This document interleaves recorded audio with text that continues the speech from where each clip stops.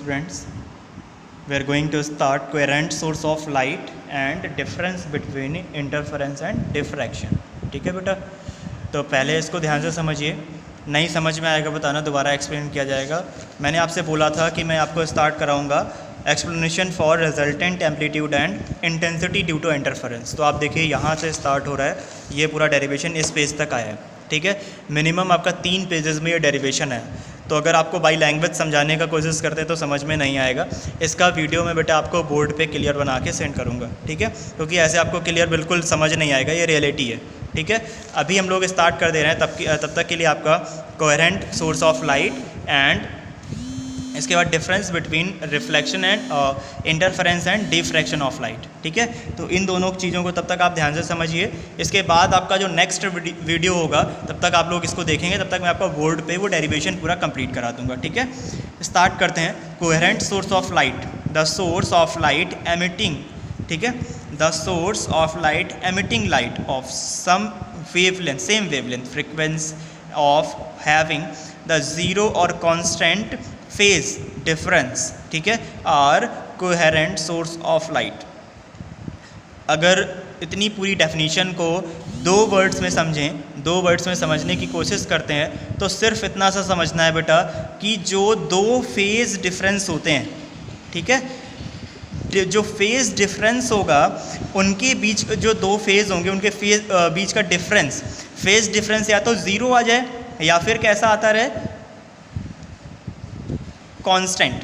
2 चीज़ें हैं बेटा, light emitting light of same wavelength, 2 same wavelength, जैसे ये सोर्स था, दूसरा सोर्स ये S1 है बेटा, ये S2 है। ठीक, अब यहाँ से लाइट सोर्स से लाइट एमिट होना स्टार्ट होती है, दोनों से सेम वेवलेंथ की लाइट एमिट हो रही है। ठीक है, अब दोनों के बीच का जो डिफरेंस आ रहा है, ठीक है, जो दोनों लाइट सोर्स से जो एमिटिंग ऑफ लाइट है इसके बीच में जो डिफरेंस आ रहा है या तो वो 0 आता रहे या फिर क्या आता रहे, कांस्टेंट चलता रहे।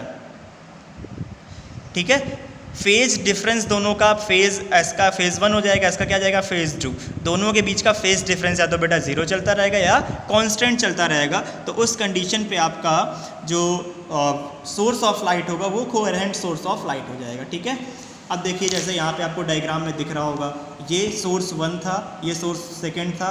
पहले हमने यहाँ पे स्लिट्स यूज़ किया है, ये आपका स्टार्टिंग सोर्स था, ये सेकेंड सोर्स हो गया, ये फर्स्ट सोर्स हो गया। अब इसके लिए फेज़ 1 और फेज़ 2, जब आप यहाँ से इसको देख रहे होंगे तो ये क्या बन गया था, सोर्स आपका। ठीक है, अब सिंपल सा अगर इन दोनों सोर्सेज के बीच में जो डिफरेंस आएगा वो क्या आता जाए, 0 या फिर कांस्टेंट, तो ये जो फेज डिफरेंस आपका आएगा या सोर्स ऑफ लाइट आएगा, इसको क्या बोला जाएगा, कोहेरेंट सोर्स ऑफ लाइट बोलेंगे। अब स्टार्ट करते हैं difference between interference and diffraction of light.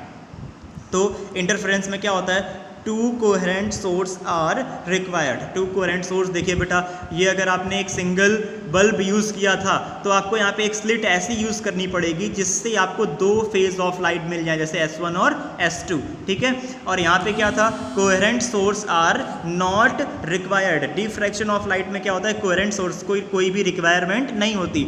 लेकिन अगर इंटरफेरेंस की बात करते हैं, यहाँ पे आपको मिनिमम 2 कोहेरेंट सोर्सेज की रिक्वायरमेंट होगी। ठीक है, fairing with its constant, with is constant, fairing with is constant मतलब इनके बीच की जो डिस्टेंस होगी या जिस स्पीड से मूव कर रहे होंगे या जहाँ तक जा रहे होंगे, जो सोर्स ऑफ फेज डिफरेंस आएगा दोनों का कैसा आएगा, कांस्टेंट आएगा। ठीक है, और फेरिंग विथ इज नॉट कांस्टेंट, इसमें क्या होता है, कांस्टेंट नहीं होता है। इसके बाद ऑल ब्रेथ बैंड, ठीक है, हैज़ सेम इंटेंसिटी।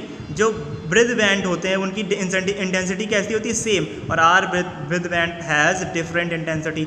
बहुत सिंपल सा डिफरेंस है। कभी भी इंटरफेरेंस ऑफ लाइट पूछा जाएगा, इतना लिख देना आप, इसमें कुछ भी नहीं लिखना पड़ेगा।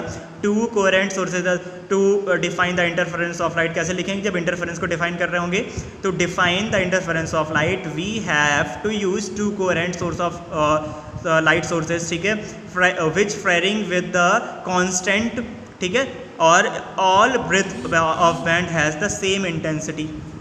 ठीक है, where all breadth of band has the same intensity, इतना कंप्लीट कर लेना, फिर वैसा ही इधर कंप्लीट हो जाएगा। ठीक है, ये दोनों की आपकी डेफिनेशन कंप्लीट हो जाएगी, ऐसे आपके डिफरेंस थे। ठीक है, अब इसके बाद क्या था, डिफ्रैक्शन। अब डिफ्रैक्शन समझते हैं। डिफ्रैक्शन आपने यहाँ डिफरेंस देख लिया, डेफिनेशन आपको बाद में दी गई है। आप अगर डेफिनेशन बनाना चाहें तो इसी डिफरेंस से ही डेफिनेशन बना सकते हैं, कुछ भी ज़्यादा चेंज नहीं करना पड़ेगा। देखना, the intensity as the maximum decided at any side, ठीक है।